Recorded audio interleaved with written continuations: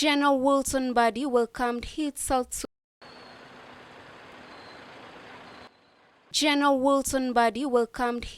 Sudan counterparts to the 4th Infantry Barracks in Gulu City.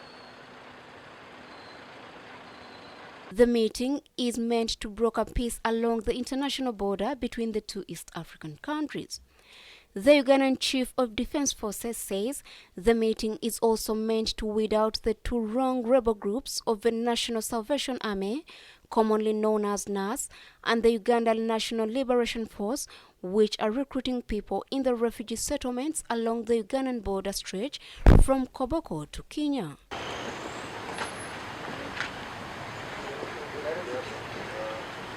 Uganda will do everything in its ability to ensure strategic security for our two countries and region through regional cooperation as a vehicle for prevention of our identity, for preserving our identity and African heritage, our independence and sovereignty. We look forward to a continued interaction as a way of building confidence and mutual trust among the two forces, with the aim of building capacity to defeat not only the negative armed groups in the region, but also expose the works of the invisible hand that is behind proxy destabilization of our region. It is believed that since 2016, the wrong elements have been causing insecurity along the Uganda-South Sudan border, with recruits being promised a monthly stipend of $500 to $700. The South Sudan delegation arrived in the country on Saturday, 6th of August, and met the Ugandan CDF at the Lumumba Recreation Triangle. Also being strict on the refugee influx, because some of these guys who pretend to be refugees actually are combatants running away either from operations against by the government or deserting.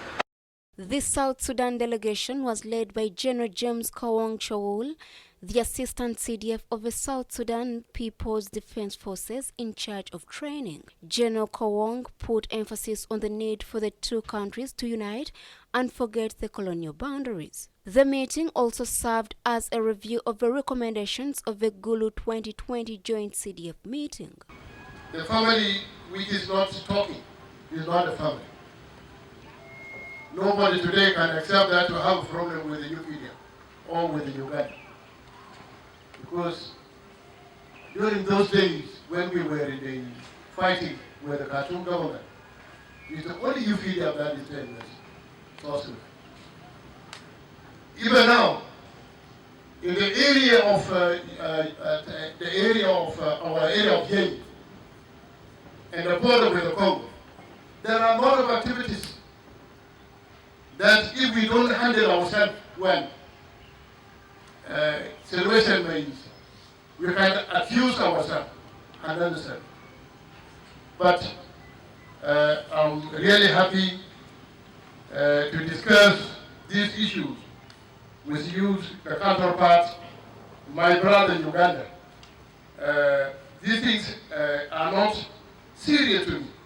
South Sudan, Africa's youngest nation, is currently being ruled by President Salva Kiir's loyal South Sudan People Defense Forces and the rebel South Sudan People's Liberation Army, in opposition, that are loyal to the first Vice President, Riek Machar. These people create situations that are not there so that we don't unite to deal with the bigger problems that affect us, to keep us engaged on smaller issues of border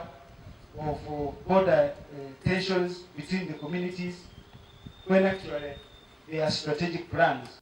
Report by Joseph Omagol for the news in Gulu City.